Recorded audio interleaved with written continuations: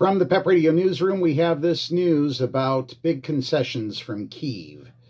The U.S. and Russia have drawn up a plan aimed at ending the war in Ukraine that calls for major concessions from Kyiv, according to a person familiar with the matter, including granting some demands from the Kremlin, has made repeatedly since the full-scale invasion began nearly 4 years ago. The person confirmed that the emerging framework includes promises from Moscow that it will make no further attacks, something White House officials view as a concession by Russian President Vladimir Putin. He has repeatedly justified the war by claiming Ukraine was a state created artificially by Soviet leaders. The framework also includes economic incentives for both sides.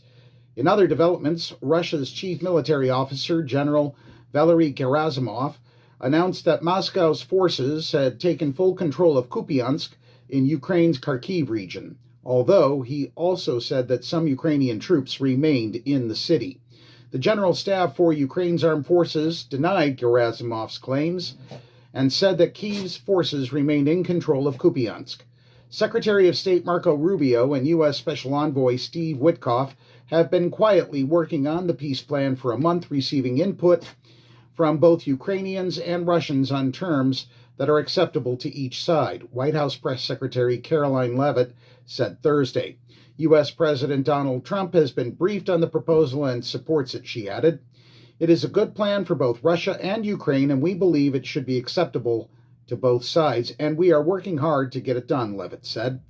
The latest Trump administration push for peace has piled more pressure on Ukrainian President Volodymyr Zelensky, who is marshaling his country's defenses against Russia's bigger army, visiting European leaders to ensure they continue their support for Ukraine, and navigating a major corruption scandal that has caused public outrage.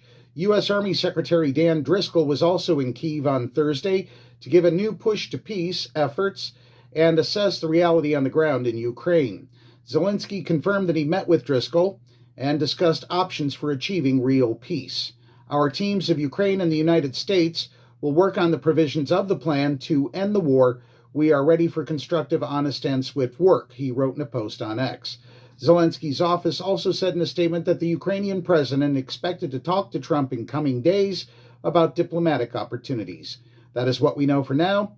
Reporting from the PEP Radio Newsroom, I'm David Moore.